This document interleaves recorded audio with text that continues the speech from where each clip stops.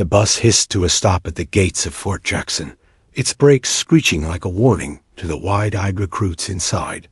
The air outside shimmered with heat, thick and heavy, clinging to skin and uniforms alike. One by one, the fresh recruits filed out, boots slamming against the gravel, as if announcing their arrival to the world. Voices rose immediately, nervous laughter, whispered jokes, shouts of excitement and fear tangled together. They were strangers bound by a common fate, thrown into the fire of the U.S. Army's training grounds. She was the last to step off. Her duffel bag swung low against her hip, the weight unremarkable compared to the heaviness etched across her face. She did not smile, did not glance at the others. Her eyes stayed forward, hard and still, as if the chaos around her didn't exist. She wasn't timid. There was no quiver in her hands, no shuffle in her step. Her silence was deliberate, carved into her as carefully as the creases in her uniform. The drill sergeants wasted no time. Their voices struck the recruits like thunderclaps. Line up, line up, move, move, move. Chaos erupted, young men and women fumbling to obey, tripping over their bags, colliding into one another. Orders barked, curses flew, boots slammed against the gravel in frantic rhythm. She, however, walked calmly to her place in the line. Her shoulders squared, her bag dropped neatly at her side. Not a word escaped her lips. A sergeant's shadow loomed over her. He was broad-shouldered, veins swelling at his neck, his voice cutting through the morning like a whip. Name, recruit. He barked, expecting the immediate echo he was trained to hear. She met his gaze steady, unflinching, but no answer came. The silence stretched longer than it should have. Around her, heads turned, curious eyes already marking her as strange. The sergeant's jaw clenched. Did you not hear me? Name. He bellowed, spit flying. She stood her ground, eyes locked forward, lips pressed together. The recruits closest to her tried to smother grins, sensing trouble. She gave them nothing. No apology, no rebellion, just silence. Finally, the sergeant grunted, shook his head, and moved down the line, muttering something about broken ones. By the time they reached the barracks, whispers had already begun. She's weird. Maybe she doesn't speak English. Nah, she's just trying to act tough. Someone snickered, she's a mute. And just like that, the nickname was born. Mute. Have lights out. When the chatter usually softened into snores, their jokes grew sharper. Hey, mute, say goodnight. Laughter filled the air when silence was her only answer. Another night. One of them cupped his hands and exaggerated a whisper. PSST. Can you hear us? Blinked twice. The room erupted in chuckles. She heard it all, but her expression never shifted. She folded her uniform with surgical precision, placed her boots beneath her bed at a perfect right angle, and lay down without a sound. To the others, her silence was weakness. To her, it was armor. Days blurred into drills, marching in lines, cleaning rifles, shouting back commands. Shouting was the language of survival here, but her voice never joined theirs. When others stumbled or forgot cadence, they compensated by yelling louder. She, on the other hand, perfected each step, each movement, each breath. Her silence made her stand out more than she wished, but it also shielded her from wasted energy. She didn't need to prove herself with noise. She proved it with discipline. Yet, in the army, silence was suspicious. The first week, nobody noticed her much beyond the jokes. By the second week, they started paying attention. Her bed was the tightest, her boots the shiniest. She ran faster than most, carried her pack longer, fired her rifle with uncanny steadiness. Still, when her name was called at roll call, silence followed. The platoon began to wait for it, some stifling laughter, others nudging each other, waiting for the sergeant's inevitable glare. It was the kind of spectacle recruits, needed to distract themselves from the grind. Training was brutal. Feet blistered, muscles tore, homesickness gnawed at the strongest of them. Her silence became entertainment, a ritual. When she refused to answer, it gave them a moment of relief from their own exhaustion. But the whispers sharpened in the barracks. She thinks she's better than us. She's just begging to get kicked out. No way she makes it through the cycle. Some said it with disdain, others with smug confidence, but all of them underestimated her. One recruit, a lanky boy from Ohio, decided to test her. He dropped a heavy canteen near her bunk and muttered, "Oops, guess Mute won't complain." She bent down, picked it up, and handed it back without expression. No words, no confrontation, just quiet dignity. But to the others, her restraint looked like cowardice. By the third week, even the sergeants grew impatient. They thrived on. Order and order demanded noise. A unit that responded in unison was a unit that could function under fire. Her silence, though harmless in practice, gnawed at their sense of control.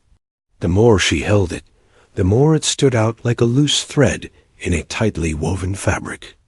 And yet she never faltered in her duties. She rose before reveille, boots already laced. She ran miles without slowing, carried the wounded in drills without complaint, and absorbed punishments without flinching. While others panted and cursed, she endured. Her silence became more noticeable, yes, but so did her resilience. Still, the army had little patience for mysteries. In a world of rigid rules, a soldier who broke one even silently was a crack in the foundation. Cracks, no matter how small, could spread. The other recruits didn't see her as strong. They didn't see the storm she carried inside. They only saw what she withheld, and in their world, withholding was weakness. They thought they were watching her crumble. But she wasn't crumbling. She was waiting. Waiting for the moment when her silence would no longer be mocked, when it would roar louder than their laughter, and force even the commander to listen. And that moment was closer than any of them imagined. The barracks came alive at night, in a way the drill yards never could. During the day, every second was scripted marching, saluting, running, obeying. But when the sun dipped and the lights went out, the recruits' true voices surfaced. Beds creaked with restless bodies, whispers snaked through the darkness, and laughter became the only rebellion they could afford. And more often than not, their rebellion had a target. Her. She lay on her bunk, hands folded over her chest, staring at the underside of the bed above. The fluorescent lights had been killed minutes ago, leaving only the faint hum of the air conditioning unit and the occasional rustle of sheets. Around her, the room was alive with whispers. She didn't say a word today. She never does. Bet she's gonna get booted before the end of the cycle. A sharp laugh cut the dark. Maybe she's an undercover officer. Like, she's here to spy on us, and she's not allowed to talk. That'd be wild, the others chuckled. It was easier to laugh than to admit they were unnerved. In the army, noise was normal. Silence, on the other hand, left too much space for imagination, and imagination, in the barracks, could be cruel. She heard it all, every word, but her breathing stayed even. Her face was unreadable, carved into the same quiet mask she wore in the daylight. The nickname stuck quickly. Mute. It rolled through the barracks like a new marching cadence, whispered at first, then said openly, almost proudly, as if giving her that label made the others more comfortable. It gave them a way to categorize her, to strip her silence of its mystery, and turn it into a joke. Hey, Mute, pass the soap. Don't bother asking Mute, she won't answer. Careful, she might curse you with her silent voodoo. The room laughed. The recruits who were once too tired to notice her now looked forward to the game. Every evening, when exhaustion dulled their minds, mocking her became a spark of entertainment. She never reacted, not once. That was what unsettled them the most. Most people cracked under ridicule. Most people snapped, defended themselves, or at least rolled their eyes. But she didn't. She polished her boots, folded her uniform, made her bed so tight you could bounce a coin off it, and did it all without lifting her gaze. Her silence wasn't passive. It was defiant. And nothing bothered the others more than the suspicion that she might be stronger than them. By the second week, a few recruits turned her silence into a challenge. One night, a boy from Texas, broad-shouldered, loud, and always eager to prove himself, leaned over from his bunk. "Hey, mute, you deaf or just dumb?" he whispered, loud enough for everyone to hear. Laughter rippled through the room. She continued lacing her boots. Slow, deliberate, each movement exact. Another recruit, smaller but meaner, tossed a rolled-up sock at her. It bounced off her shoulder and fell to the floor. Guess she can't even fight back. What kind of soldier doesn't talk? Probably can't shoot either. The sock remained on the floor. She didn't pick it up, didn't acknowledge it at all. Her restraint only made them bolder. By the third night, the mocking had become ritual. Someone would say something, and the rest would pile on, the room swelling with cruel laughter before finally settling into uneasy sleep. It was no longer just entertainment. It was bonding. Teasing her made them feel united. But not everyone laughed. Private Davis, a quiet recruit from Kentucky, noticed how precise she was. He watched how she always finished first on runs, how she carried more weight than most without complaint, how her rifle never jammed during drills because she cleaned it meticulously when others slacked off. Davis didn't mock her, but he didn't defend her either. Not out of cruelty, out of fear. To defend her was to risk becoming the next target. And in the army, nobody wanted to be the odd one out. Still, he couldn't shake the thought. Maybe silence wasn't weakness. Maybe it was strength. The sergeants noticed too, though not in the way the recruits did. To them, her silence was disorder. At meals, they demanded loud and quick responses. In formation, they demanded echoing "Yes, drill sergeant," and "No, drill sergeant." But when her name was called, silence followed. It wasn't just defiance, it was disruption. A single soldier who refused to respond made the entire platoon look weak. So they punished the group. Drop and give. Me 20. All of you. You think this is a game? The sergeant roared one morning after her silence lingered too long. Groans filled the air as the recruits fell to the ground, palms slamming into the dirt. Sweat poured down faces already lined with dust. Arms trembled, shoulders burned. And, though it was her silence that triggered it, nobody dared say her name. Still, the resentment deepened. After lights out, the whispers grew venomous. She's dragging us down. Because of her, we're suffering. She's selfish. Doesn't care about the team.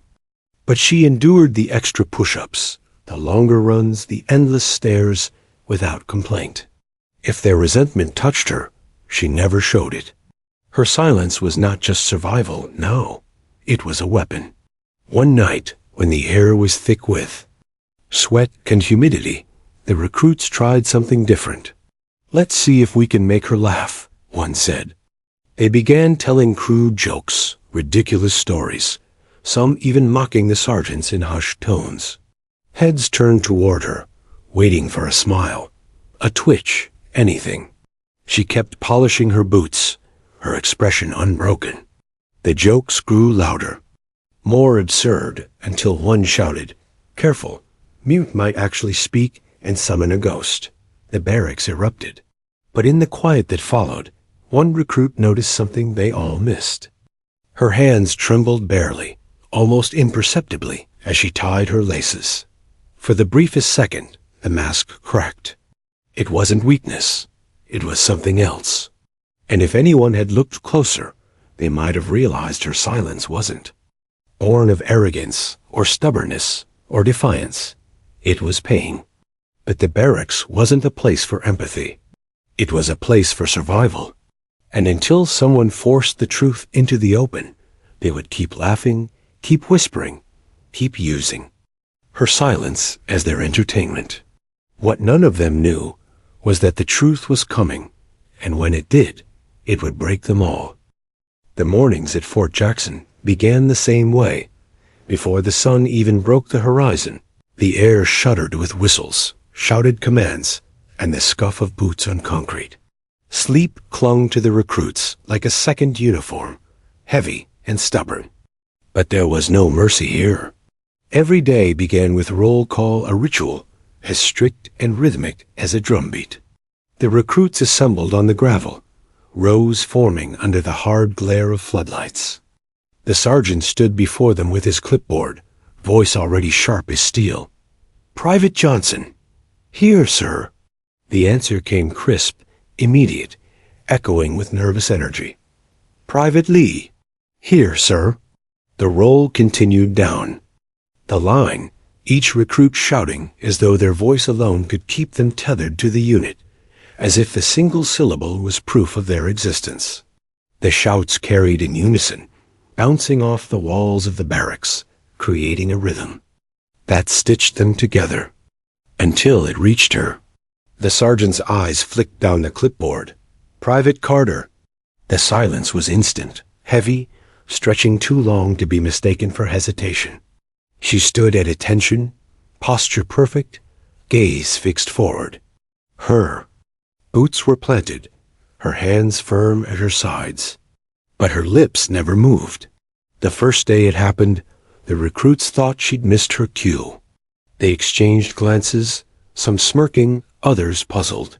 The sergeant barked her name again, louder this time. Still nothing. Just silence. By the third day, it became clear this wasn't an accident. When her name came, the silence grew almost ceremonial. Heads turned slightly, shoulders tensed. Lips twitched with suppressed laughter. The recruits knew it was coming, and they waited for it, savoring the disruption.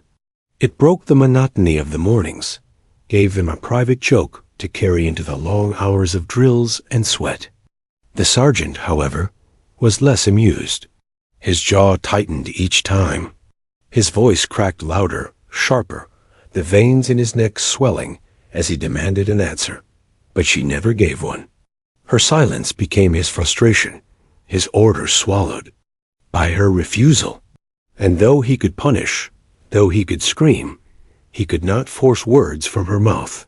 It was like shouting into a canyon and hearing no echo. The recruits found ways to make sport of it. During one roll call, when her silence lingered, a boy in the back coughed exaggeratedly into the quiet. Another time, a recruit whispered, maybe she forgot her name. The chuckles that followed rippled through the line like static. The sergeant's glare silenced them, but not for long. Soon, they began to anticipate her silence like a punchline. Each morning, it became a performance. Her name was the setup, her silence the delivery, their laughter the applause. And still, she gave them nothing. Her stillness became almost inhuman. While others shifted on their feet, wiped sweat from their brows, or blinked nervously under the sergeant's scrutiny. She was a statue, impossibly rigid, perfectly composed. The silence didn't seem to embarrass her. It seemed to fortify her. As if every second she withheld an answer was another brick laid in her invisible wall. To the recruits, it was infuriating. To the sergeants, it was intolerable. One morning, after a particularly long silence, the sergeant snapped. "Private Carter," he thundered, his face turning red. "When I call your name, you respond. Do you understand?" The unit stood frozen. Everyone knew the answer would not come. Her lips pressed tighter, eyes locked forward. The silence stretched until it suffocated the yard. The sergeant's fury erupted. "You think you're special? You think you're above this unit? If you can't sound off like a soldier, then you're nothing but dead weight." He ordered the entire platoon to the ground. Push-ups now. All of you. Boots scraped gravel. Palms hit dirt. The recruits groaned, arms trembling as they forced themselves up and down. Sweat dripped into the dust. Breaths came ragged. Every muscle burned, but no one dared stop. When the sergeant finally called halt, the recruits staggered back into formation, glaring daggers at her. "This is your fault," someone hissed under their breath, but she didn't flinch. Her breathing was steady, her face unchanged. She stood in perfect attention, untouched by the punishment she had triggered. It was then the resentment truly festered. By the second week, roll call was dreaded. Not because of the shouting, not because of the early hour, but because of her. Private Carter. Silence. Snickers. Push-ups. The cycle repeated day after day, the silence a wound that never healed. Some recruits whispered that she was sabotaging them on purpose, testing their limits for her own amusement. Others believed she was broken, incapable, unfit to wear the uniform. None of them guessed the truth, that behind her silence lay a story deeper than any of them could imagine. To them, silence was weakness. But for her, silence was strength. One sweltering morning, after another round of punishing push-ups, Private Davis, the quiet one who noticed her discipline, watched her closely. While the others wheezed and collapsed, she rose smoothly, not even winded. Her uniform was spotless. Her boots gleamed, her face showed no exhaustion. It hit him then. She was enduring more than anyone. The punishments, the ridicule, the laughter, none of it touched her. She was untouchable, not because she was defiant, but because she was resilient. Still, Davis said nothing. Fear kept his lips sealed. To defend her was to invite scorn. So he watched in silence, just as she endured in silence. And the days marched on. Roll call became a stage. The sergeant bellowed names. The recruits shouted back. The rhythm built until it collapsed into silence at hers. And in that silence, the unit cracked. It wasn't just about her anymore. It was about them. Their unity faltered, their discipline frayed, all because of the one recruit who refused to play by the rules of noise. What none of them knew, what not even the sergeant could see, was that her silence wasn't empty. It wasn't hollow rebellion. It was a choice, sharpened by pain and forged in fire. And one day, that silence would break. When it did, it would not just silence the laughter. It would silence the commander himself. The commander of Bravo Company had a reputation that preceded him.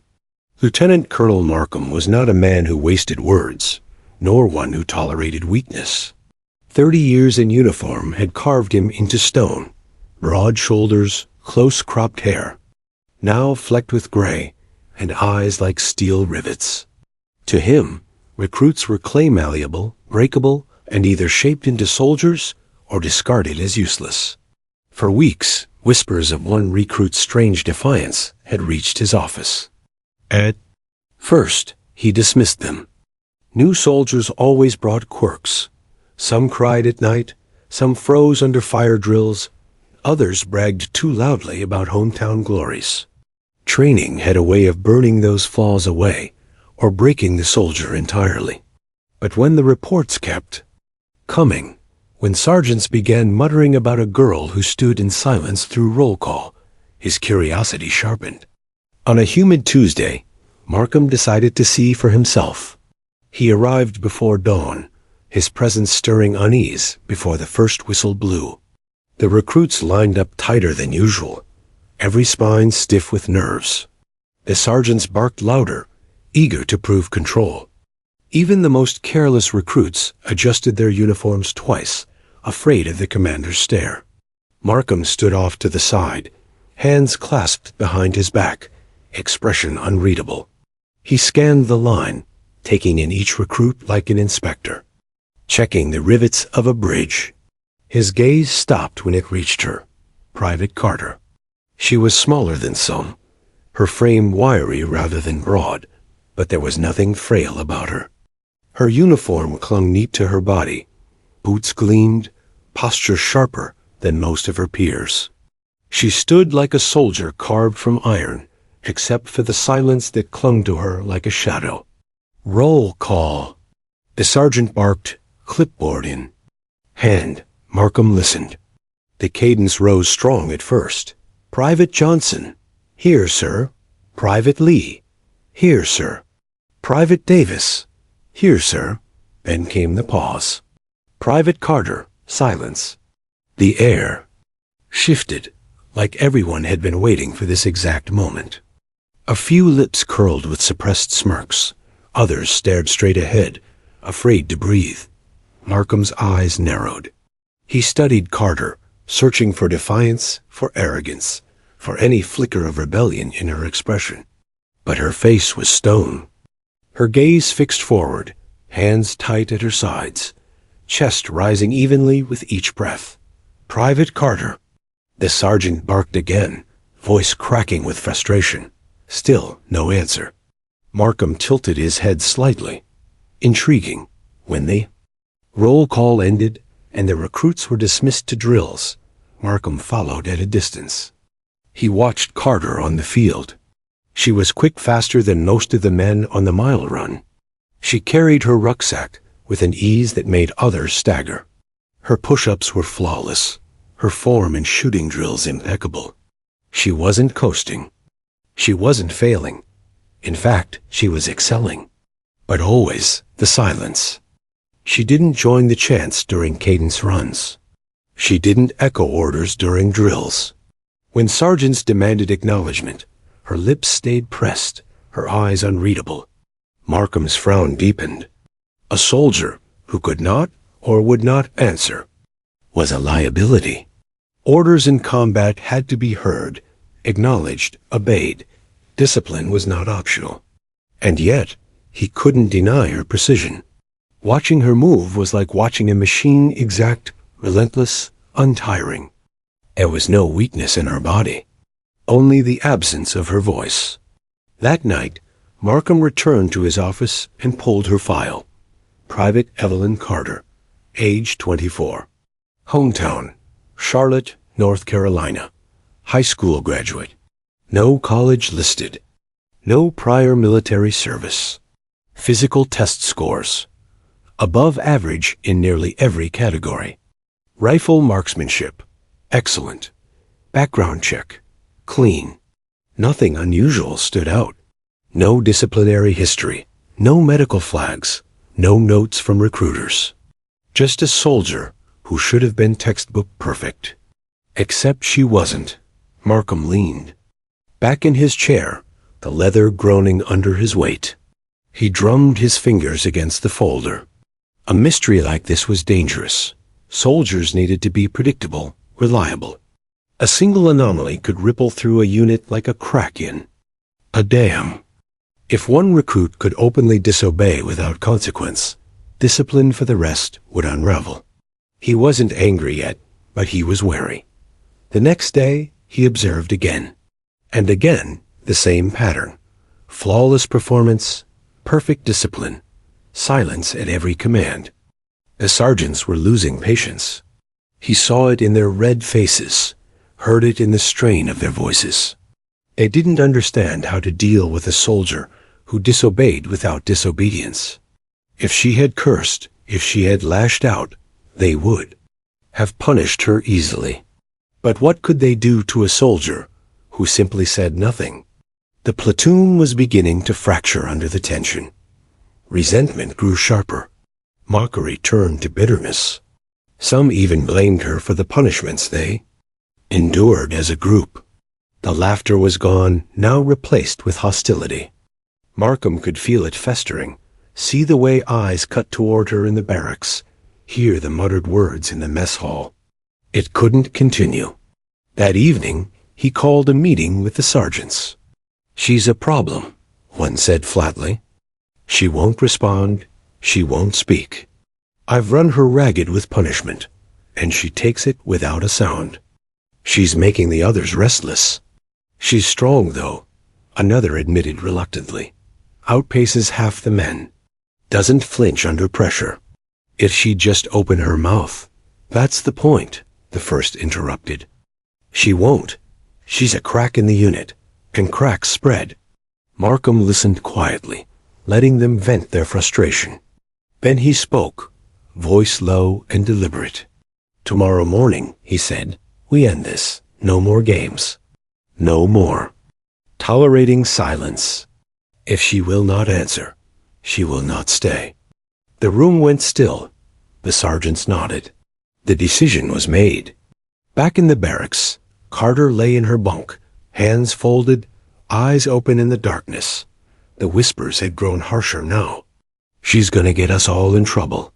She's selfish, doesn't care about the rest of us. She won't last another week. The laughter that once filled the nights was gone.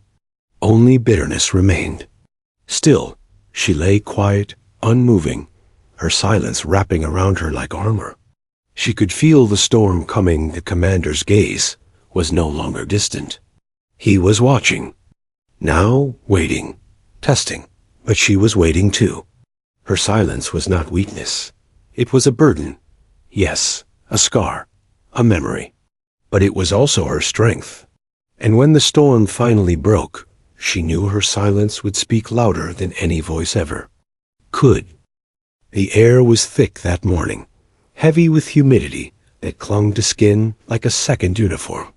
Storm clouds pressed low over Fort Jackson, smothering the dawn in gray. The recruits gathered in formation on the gravel, boots crunching into the damp earth. No one spoke, not even in whispers. Something about the morning felt different. The commander's presence was no longer casual observation. He stood front and center this time, clipboard in hand, jaw set like granite.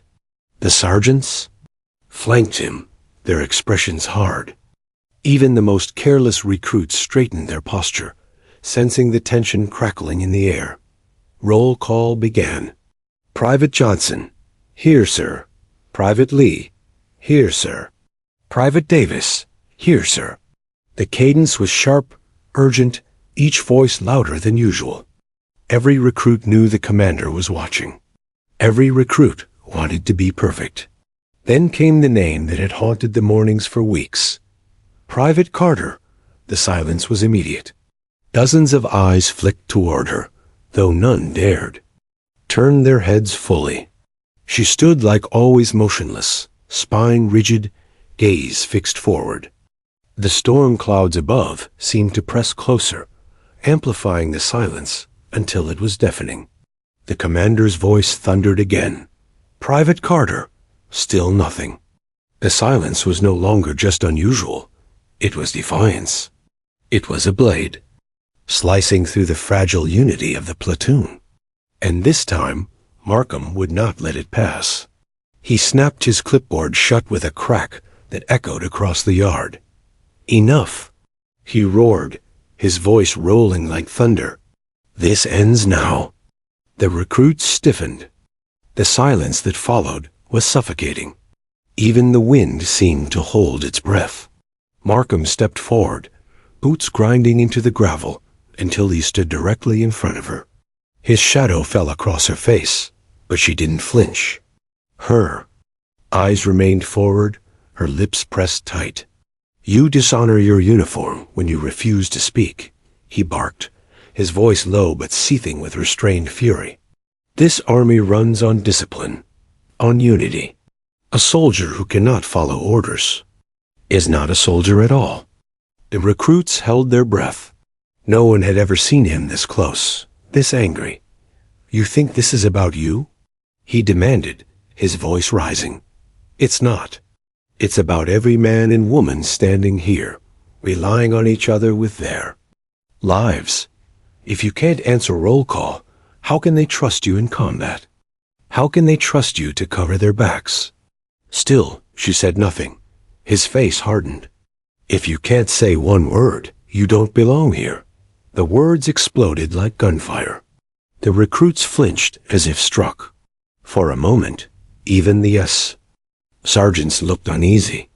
The silence that followed was not just quiet, it was absolute, oppressive, like the stillness before a storm breaks. All eyes were on her. For the first time in weeks, her mask trembled. Her lips parted slightly, breath quickening. She swallowed, her throat tight, eyes glistening as though something heavy pressed against her chest. And then, finally, she spoke. Her voice came out broken, raw, like glass dragged across stone. "Sir, I cannot." The recruits froze. "Lee?" Sound was strange, hoarse, barely more than a whisper, but it was a voice. The commander blinked, his anger faltering for a fraction of a second. "What did you say?" She swallowed again, forcing the words through the scarred cords of her throat. "I cannot shout." Each syllable cracked, strained, painful, but the determination behind them was unshakable. Murmurs rippled through the platoon. This was not the defiance they had imagined, not arrogance, not stubbornness, something else entirely. Markham's jaw tightened. "Why not?" he demanded. She lifted her chin, eyes shining but unyielding. "Because, sir." My voice was broken. The recruits shifted uneasily, glancing at each other. Broken? What did that mean? Her words came haltingly, but each one struck like a hammer. 2 years ago. Back home, a building collapse. I pulled a child out. Debris crushed my throat. Doctors said I might never speak again. The silence that followed was heavier than before, but different, now less. Mocking, more stunned. Her gaze did not waver. I trained my body, stronger, faster, smarter. I will serve. I will fight. But my voice is not the same. Her chest rose and fell with effort.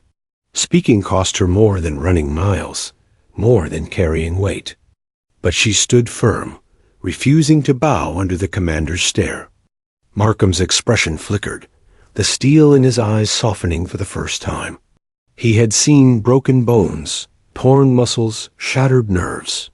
He had seen men lose limbs and still crawl back into formation. But this was different. He had mistaken silence for rebellion. He had mistaken discipline for defiance. And in doing so, he had failed her. Around them, the recruits shifted uncomfortably, their earlier mockery echoing in their minds like cruel ghosts. They remembered every whisper, every nickname, every laugh. And now, shame burned in their stomachs. The commander's throat tightened. He opened his mouth, then closed it again. For the first time in years, words failed him. His eyes glistened. It was not pity that shook him. It was shame. Shame for every day he let her be mocked. Shame for punishing a soldier who endured more than most ever could. When he finally spoke, his voice cracked. "Forgive us, Private." No one moved. The storm clouds above rumbled faintly, but no rain fell. The yard was still, every recruit stunned into silence by the weight of what they had just witnessed. She stood at attention, eyes forward, chest heaving from the strain of speaking. But for the first time, her silence was not misunderstood. It was not a void. It was a story carved into her flesh, a truth that no amount of noise could drown out. The commander stepped back, his shoulders heavy. For decades, he had demanded discipline through fear, through shouting, through noise. But here was a soldier who taught him that strength could live in silence too. And it broke him. That night in the barracks, there were no whispers, no laughter. The recruits lay in their bunks, eyes open in the darkness, hearing the rasp of her broken voice in their memories. My voice was broken. No one mocked her again. And though she spoke only once that day, it was enough. Enough to silence an entire platoon. Enough to bring a commander to his knees. Enough to change the meaning of silence forever. The storm broke that evening. Not in the sky, but in the mess hall. After the unforgettable roll call, The day moved forward as though on autopilot. The drills were completed. The formations were practiced. The weapons cleaned. But the platoon was silent. Their voices, once loud and mocking, now sounded cautious, even guilty. Every cadence run lacked its usual thunder. Even the sergeants barked softer, as though unwilling to scrape against the wound that had been exposed. When the recruits filed into the mess hall for dinner, the air was thick with unease. Conversations were hushed. Forks clinked against trays like whispers. All eyes flicked, one by one, toward Private Evelyn Carter. She sat alone at the end of the table, as she always had. But now there was no laughter at her silence. Only weight, only questions. The commander entered, unannounced, a rare sight during a recruit's evening meal. His presence stiffened the room instantly. Soldiers froze mid-bite, unsure whether to stand or stay seated. Markham waved them down. His eyes weren't sharp tonight. They were heavy, rimmed with fatigue, and something else the recruits had never seen on his face: humility. He approached her table. Private Carter. She rose instinctively, tray untouched, standing at rigid attention.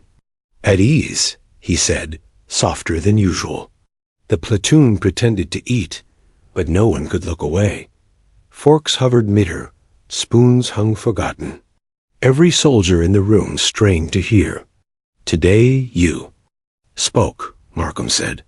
His voice carried across the silence, though he never raised it. And you told us part of your truth. But these soldiers, he swept his hand across the hall, deserve to hear the rest. Not to shame you, not to test you. To understand. She stiffened, her throat tightening.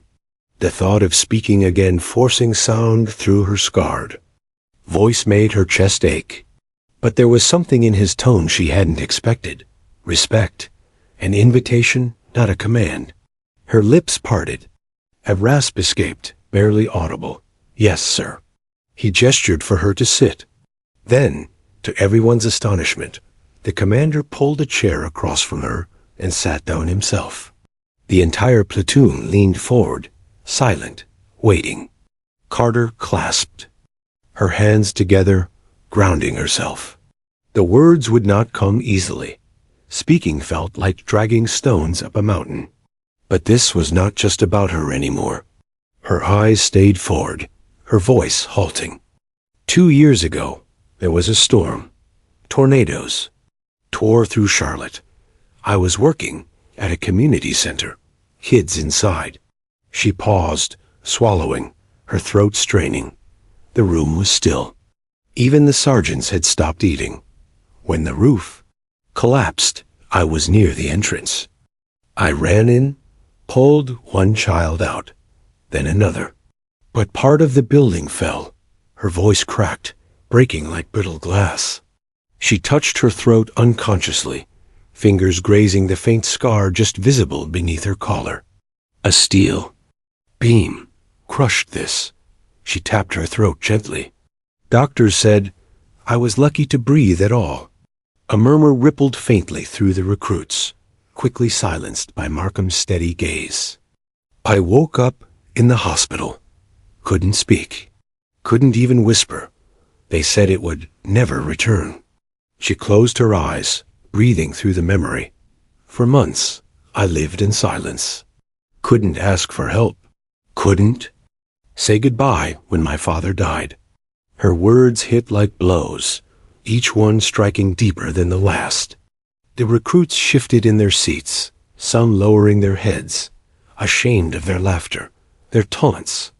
But I trained, she said, her voice trembling but steady. Every day, running, lifting, teaching myself to be stronger without words. I swore that if I couldn't speak, then I would fight harder, move faster, push farther. My body would be my voice. She glanced around the room. For the first time, she allowed her gaze to meet theirs. No longer did she hide behind silence. Her eyes burned with unspoken fire. When I enlisted, I knew my weakness. I knew my voice might never rise above a whisper. But I also knew. She drew a ragged breath.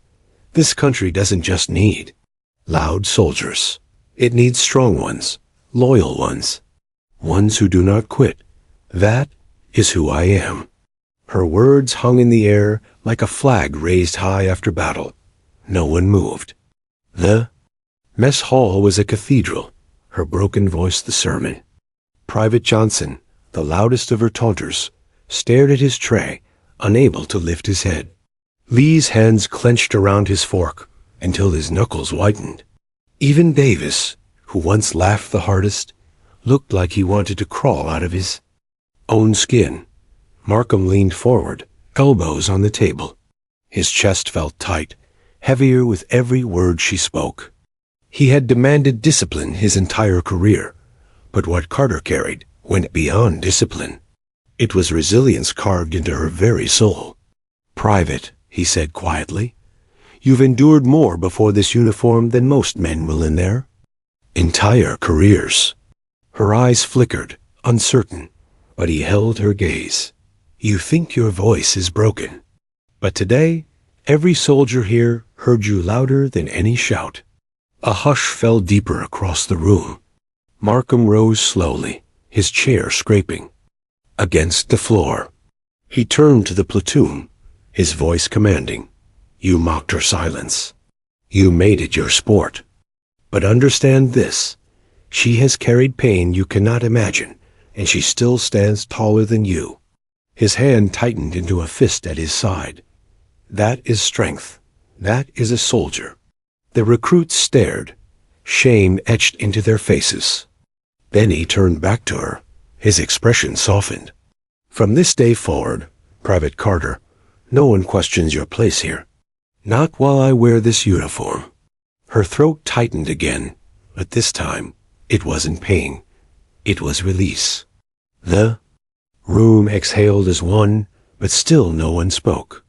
The commander gave a final nod and left, his boots echoing against the linoleum. Slowly, the platoon began to move again. Trays scraped, spoons clinked, but the usual noise of the mess hall never returned that night. One by one, recruits rose from their tables and approached hers. Johnson first, awkward and red-faced, setting his tray beside hers. Then Lay, silent but resolute. Davis came last, shoulders hunched.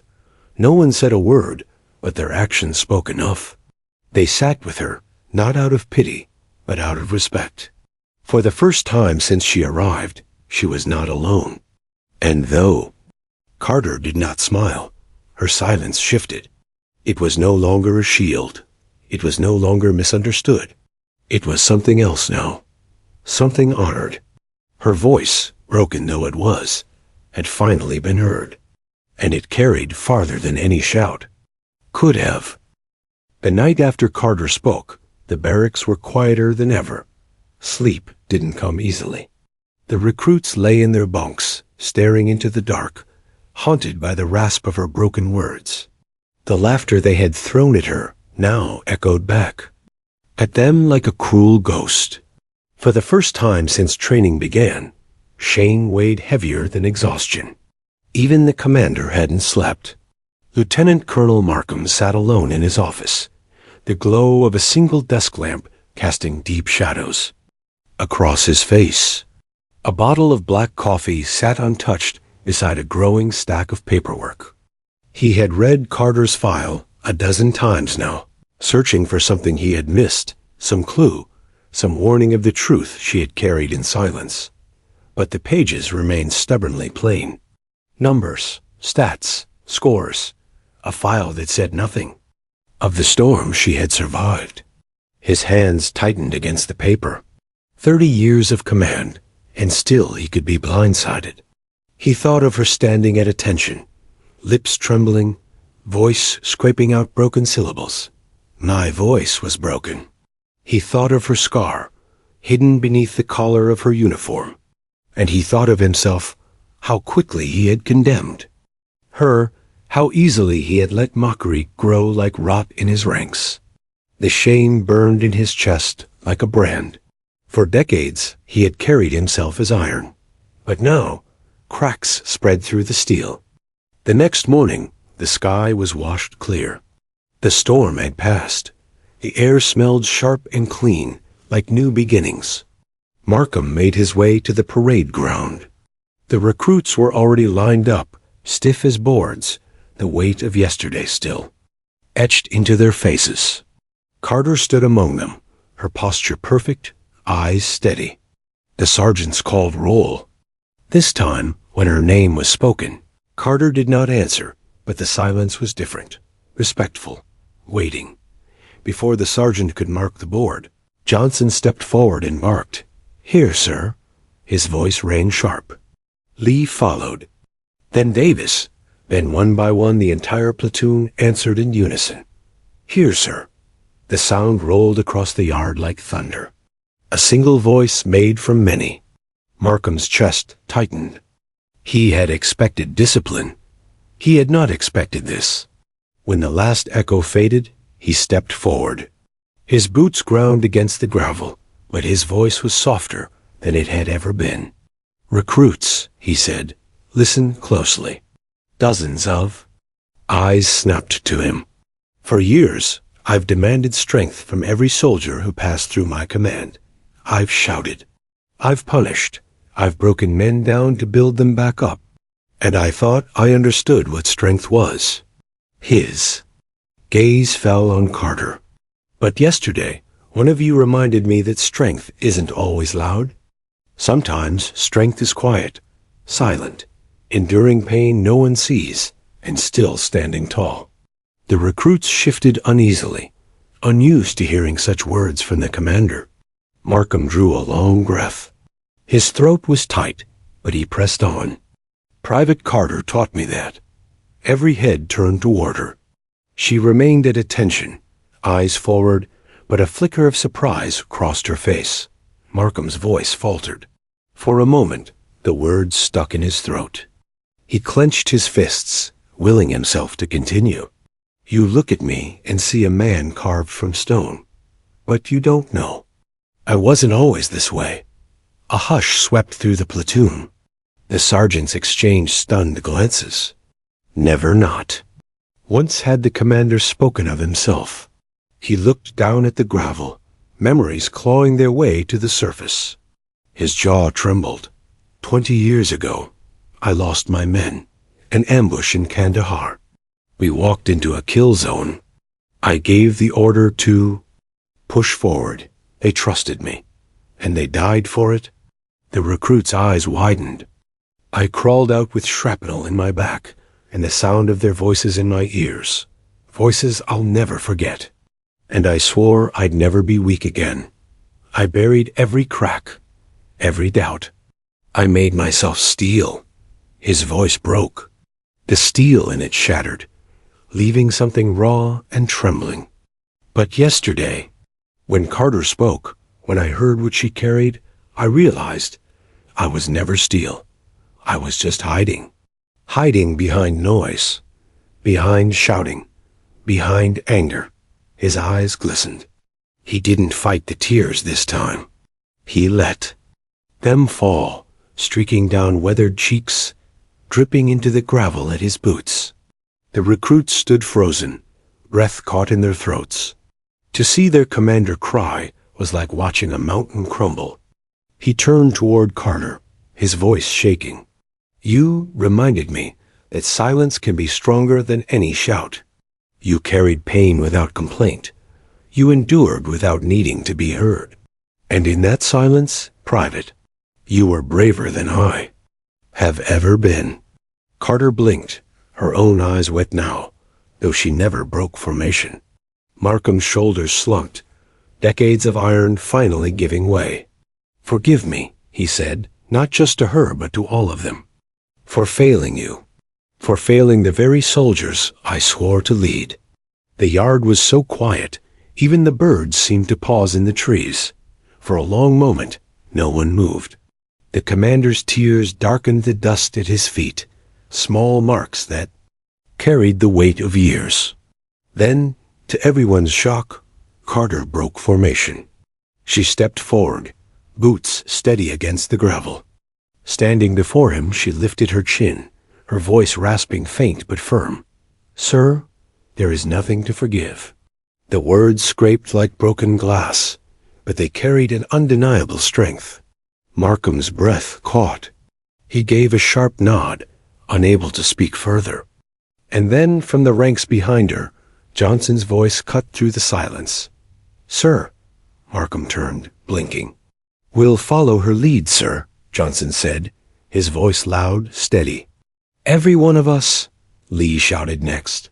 "We've got her back, sir." Then Davis. "All of us." The shouts built one after another, swelling into a roar that shook the parade ground. "All of yous." Markham's chest heaved, his tears still falling, but he stood taller than he had in years. Not because he was stone, but because, for the first time, he allowed himself to be human. And in that moment, commander and recruit, steel and silence, stood bound together not by fear, not by punishment, but by respect. That night, when the recruits returned to the barracks, the air was lighter, not because the work was easier, not because the drills were done, but because something had shifted deep within them. They no longer saw Carter as the girl who refused to speak. They saw her as the soldier who had stood silent against scorn, who had spoken only when it mattered most, who had even brought their unbreakable commander to tears. In their silence, they found strength. In her strength, they found unity. And, for the first time since training began, they felt less like strangers in uniforms and more like a platoon. Dawn broke crisp and golden, the kind of morning that seemed to scrub the air clean. The storm clouds of the past week had cleared, and sunlight spilled across the parade ground like a spotlight on a new beginning. The recruits assembled in formation, boots aligned, uniforms sharp. But there was something different about them now. Shoulders that once slouched, now squared with pride. Eyes that once darted with mockery, now held a quiet determination. The platoon had changed not through punishment or fear, but through the courage of one soldier who had endured what none of them understood. At the center of the formation stood Private Evelyn Carter. Her face was steady, her posture rigid, but there was something new in her stance. Not defiance, not isolation, belonging. For the first time since she'd arrived, she wasn't alone. The sergeant stepped forward, clipboard in hand. His voice carried over the gravel with the same familiar cadence. "Private Johnson." "Here, sir." "Private Lee." "Here, sir." "Private Davis." "Here, sir." The roll call moved down the line, each soldier responding louder than the last. The energy was different now. Their voices weren't just acknowledgement. They were declarations, commitments to one another. And then, as always, came the name that once hung in the air like a curse. Private Carter. For a heartbeat, silence.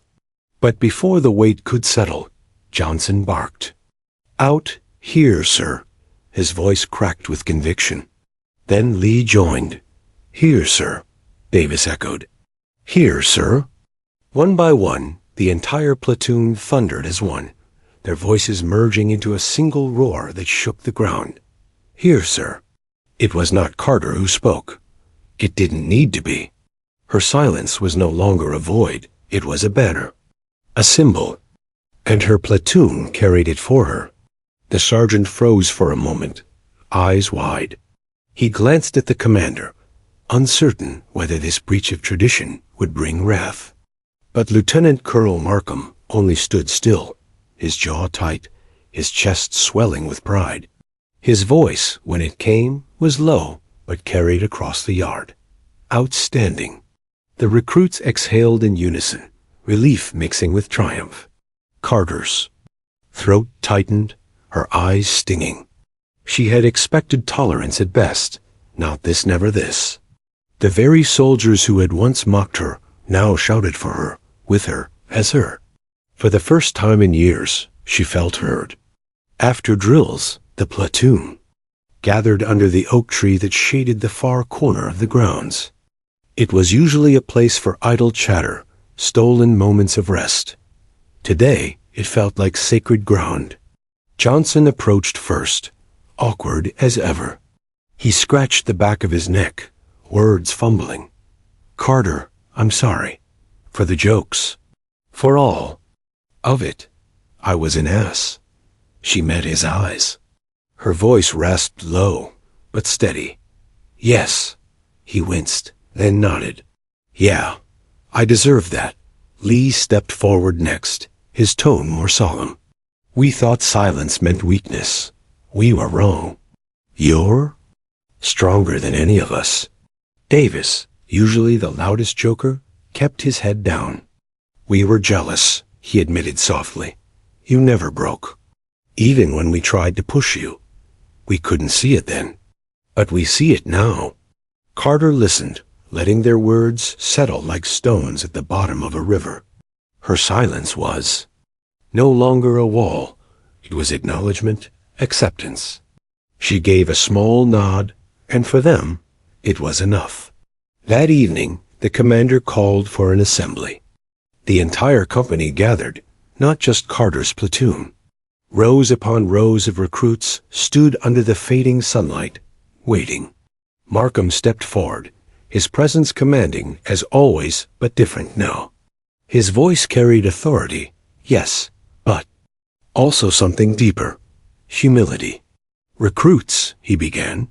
"In every class, there comes a moment when the Army teaches us something no manual, no drill, no regulation can.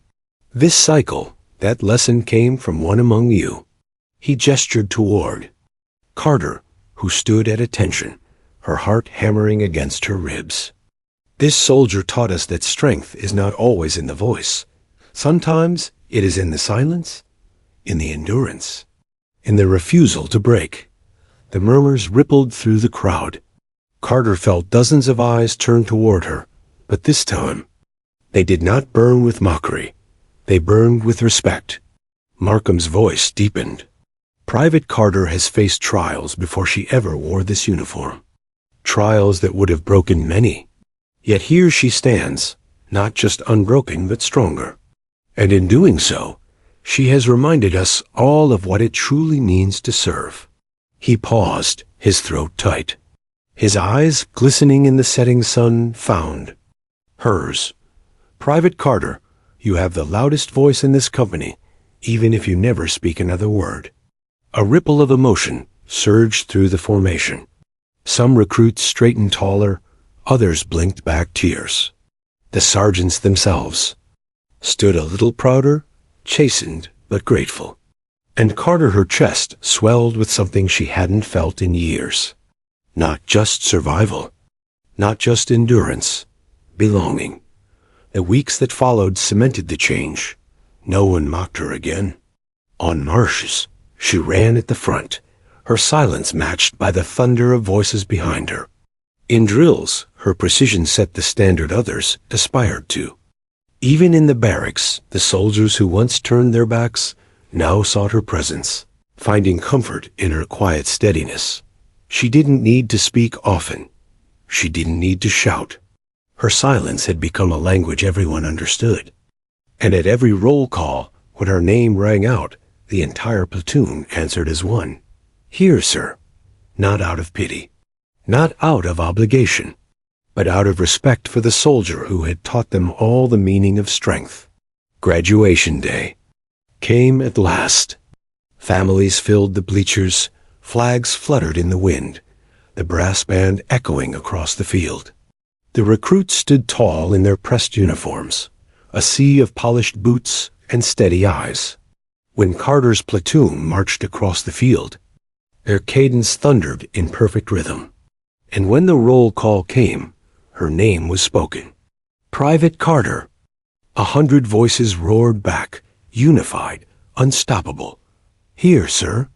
The sound rolled like a wave, shaking the air. Families cheered, unaware of the story behind it, but every soldier in the formation knew. Every sergeant, every commander. And When Lieutenant Colonel Markham saluted them, his eyes lingered on Carter. She returned the salute, her silence louder than any battle cry. That night, when the celebrations faded and the field was quiet again, Carter sat beneath the oak tree alone. The moonlight spilled across her face, silvering the scar on her throat. She closed her eyes, breathing in the stillness. Her voice was broken, yes, it always would be. But she no longer needed to be heard to matter. Her silence had spoken, and it would echo forever.